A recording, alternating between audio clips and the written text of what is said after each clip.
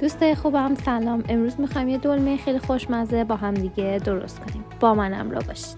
برای دلمه به 1 پیمانه برنج، مقداری سبزیجات معطر، 1 پیمانه لپه، نمک و فلفل، مقداری گوشت چرخ شده و پیاز سرخ شده و 1 قاشق غذاخوری رو به گوجه فرنگی نیاز داریم. در ابتدای کار پیازامون رو مقداری سرخ میکنیم و بعد گوشت چرخ کرده، برنج، لپه و سبزیجات معطر رو بهش اضافه میکنیم.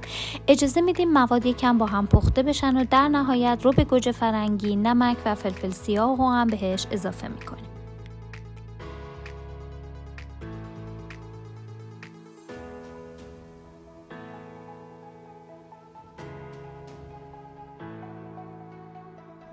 فلفل دلمه‌ایامون رو به صورتی که توی تصویر میبینین برش میدیم و داخلش رو خالی میکنیم.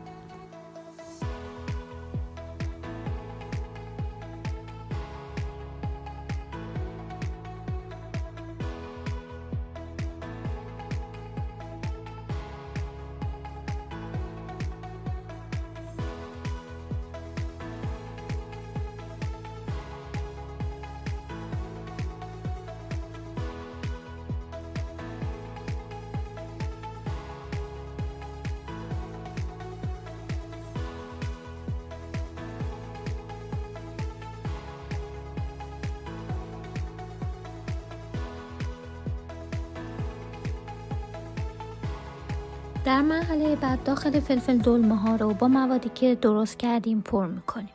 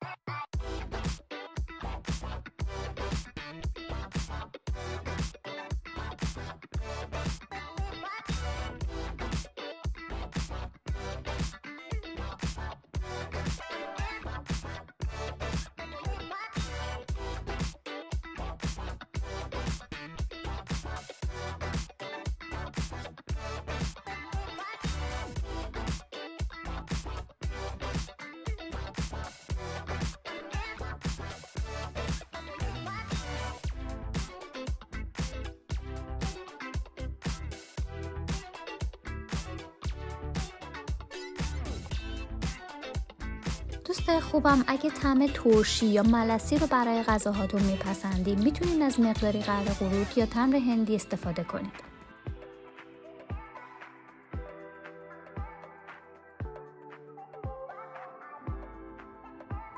برای سس دلمتونم میتونید از 1 قاشق غذاخوری روغن، 1 قاشق غذاخوری رو به گوجه فرنگی و نمک و فلفل استفاده کنید.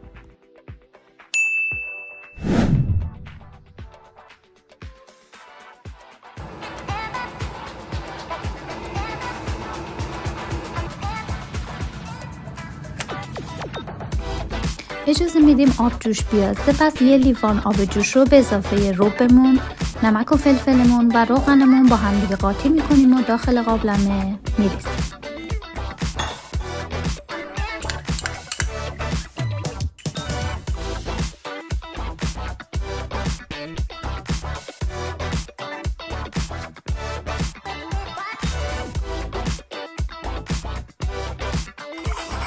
در این مرحله مواد رو با هم دیگه خوب هم میزنیم تا کاملا یک دست بشه.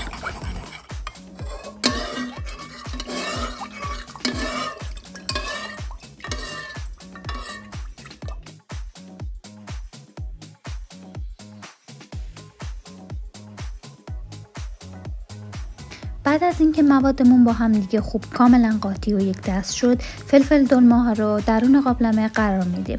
بعد از اون نوبت سیب زمینی است. اونا رو کنار فلفل دلمه به ترتیب میچینیم و در نهایت اگه دوست داشته باشید میتونید 1 مقدار هویج بهش اضافه کنید.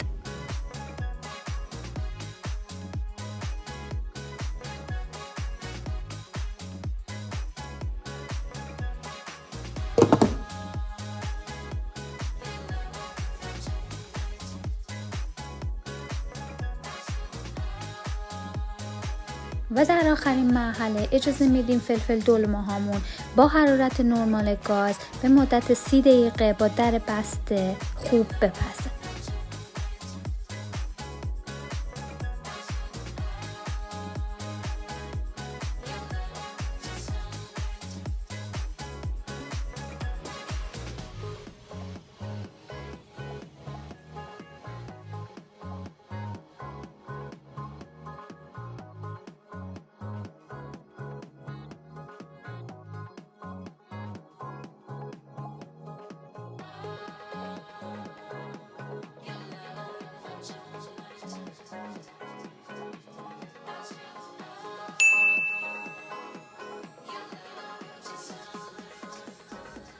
دلمه ما آماده است. امیدوارم که لذت ببرید.